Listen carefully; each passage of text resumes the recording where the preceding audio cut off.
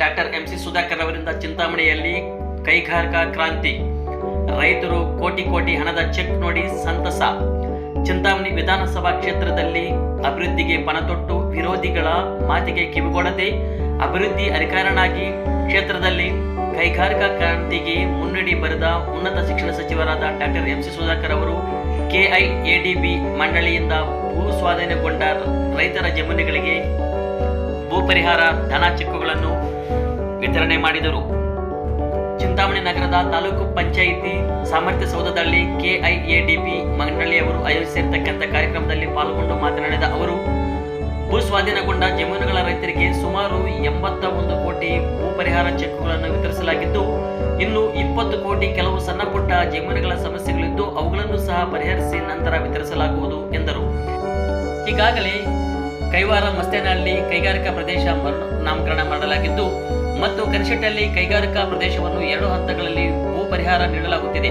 ಒಟ್ಟಾರೆ ಸುಮಾರು 3600 ಎಕರೆ ಪ್ರದೇಶವನ್ನು ಗುರುತಿಸಿದ್ದು, ಇದರ ಜೊತೆಗೆ ಜೇಡ್ರಹಳ್ಳಿ ಬಳಿ ಡ್ರೋನ್ ಹಾರಾಟ ತರಬೇತಿಗೆ 20 ಎಕರೆ ನೀಡಲಾಗುತ್ತಿದೆ. ಯರಕೋಟೆ ಮತ್ತು ದೋಮಲಗಡ್ಡ ಬಳಿ ಎಲೆಕ್ಟ್ರಾನಿಕ್ ಸಿಟಿ ಎಂಬತಕ್ಕಂಥ ರೀತಿಯಲ್ಲಿ ಬೈಕುಗಳ ಉತ್ಪಾದನೆಗೆ ಸುಮಾರು 150 ಎಕರೆ ಸಂಪೂರ್ಣ ಸರ್ಕಾರಿ ಜಾಗವನ್ನು ಸಹ ಗುರುತಿಸಿದ್ದು, ಅದರ ಪ್ರಕ್ರಿಯೆಯೂ ಸಹ ಈಗ ಪ್ರಾರಂಭವಾಗಿದೆ. ಉತ್ತರ ಕರ್ನಾಟಕಕ್ಕೆ ಹೋಗಬೇಕಾಗಿರ್ತಕ್ಕಂಥ ಕಂಪನಿಯನ್ನು ಇಲ್ಲಿಯೇ ಮಾಡಲು ಪ್ರಯತ್ನಿಸಿದ್ದೇನೆ ಎಂದರು. ಇದರ ಜೊತೆಗೆ HN ಮತ್ತು KC ವ್ಯಾಲಿ ನೀರಿನಿಂದ ಕೆರೆಗಳನ್ನು ತುಂಬಿಸತಕ್ಕಂಥ ಒಂದು ಪ್ರಯತ್ನವನ್ನು ಸಹ ಮಾಡುತ್ತಿದ್ದು, ಚಿಂತಾಮಣಿ ವಿಧಾನಸಭಾ ಕ್ಷೇತ್ರದ ಎಲ್ಲ ವಿಧಗಳಲ್ಲೂ ಸಹ ನಾನು ಅಭಿವೃದ್ಧಿ ಕಾಣತಕ್ಕಂಥ ಒಂದು ಬೈಕಿಯಿಂದ ಅಭಿವೃದ್ಧಿ ಮಾಡುತ್ತೇನೆ ಎಂದು ತಿಳಿಸಿದರು.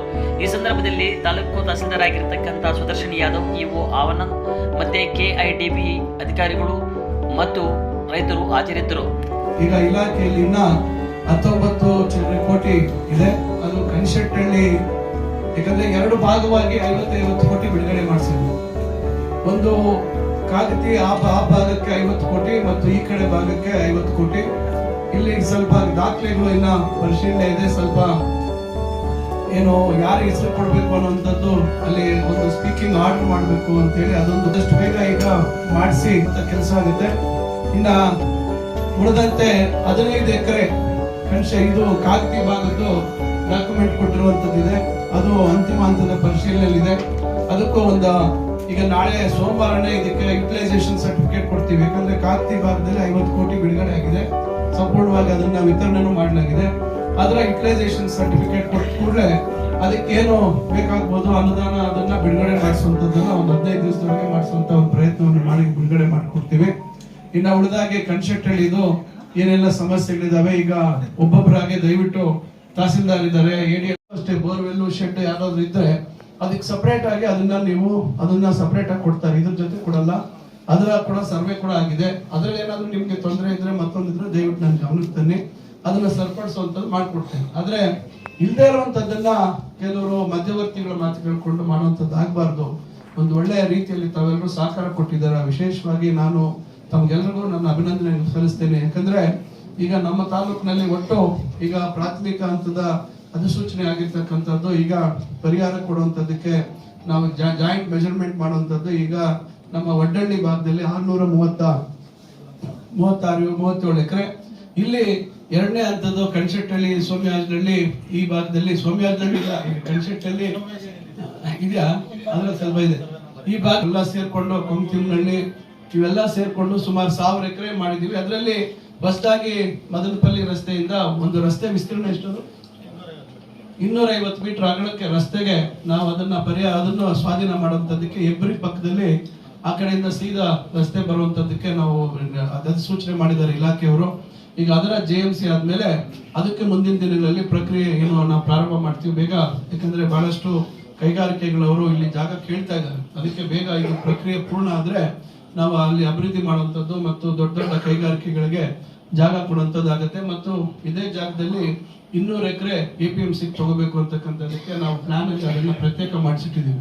ಸರ್ಕಾರದ APMCಯನ್ನ ನಾವಲ್ಲಿ ಸ್ಥಾಪನೆ ಮಾಡಬೇಕು ಭವಿಷ್ಯತ್ತಿನ ದೃಷ್ಟಿಯಲ್ಲಿ ಅಂತ ಹೇಳಿ ಅದರ ಪ್ರಯತ್ನ ಮಾಡ್ತಾ ಇದ್ದೀವಿ. ಒಟ್ಟಾರೆಗೆ 3599 ಎಕರೆ ಕರೆಕ್ಟಾ 3599 ಎಕರೆ ಚಿಂತಾಮಣಿ ತಾಲೂಕಿನಲ್ಲಿ ಕೈಗಾರಿಕಾ ಪ್ರದೇಶಕ್ಕೆ ಈಗಾಗಲೇ 1ನೇ ಹಂತ 2ನೇ ಹಂತದ ಆಗಿರ್ತಕ್ಕಂಥ ಮಸ್ತೇನಹಳ್ಳಿ ಕೈವಾರ, ಈಗ ಅದಕ್ಕೆ ಕೈವಾರ ಮಸ್ತೇನಹಳ್ಳಿ ಕೈಗಾರಿಕಾ ಪ್ರದೇಶ ಅಂತ ಮರುನಾಮಕರಣ ಮಾಡಿದ್ದೀವಿ.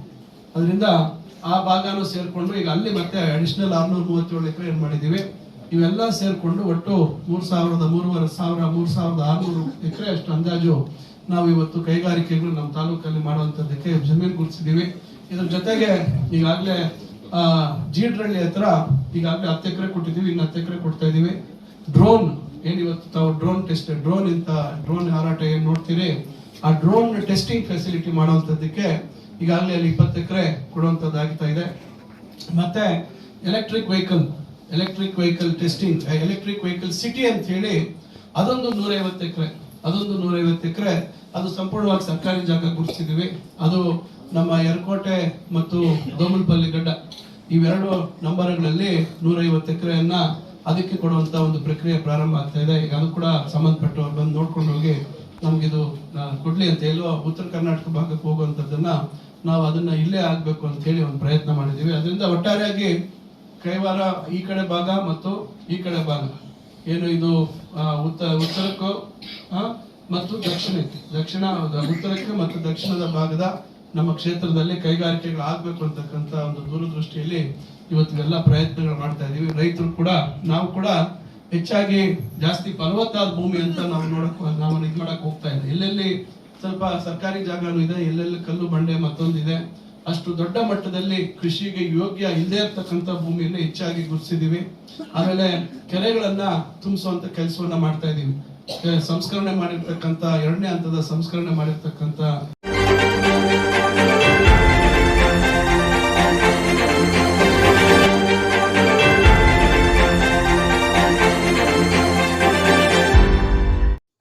ಚಾನಲ್ಗೆ ಸಬ್ಸ್ಕ್ರೈಬ್ ಆಗಿಲ್ಲ ಅಂದ್ರೆ ಈಗಲೇ ಸಬ್ಸ್ಕ್ರೈಬ್ ಆಗಿ ಪಕ್ಕದಲ್ಲೇ ಇರುವ ಬೆಲ್ ಐಕಾನ್ ಕ್ಲಿಕ್ ಮಾಡಿ. ಮತ್ತಷ್ಟು ಅಪ್ಡೇಟ್ಗಳಿಗಾಗಿ ಫೇಸ್ಬುಕ್, ಇನ್ಸ್ಟಾಗ್ರಾಮ್, ಟ್ವಿಟರ್ನಲ್ಲಿ ಫಾಲೋ ಆಗಿ.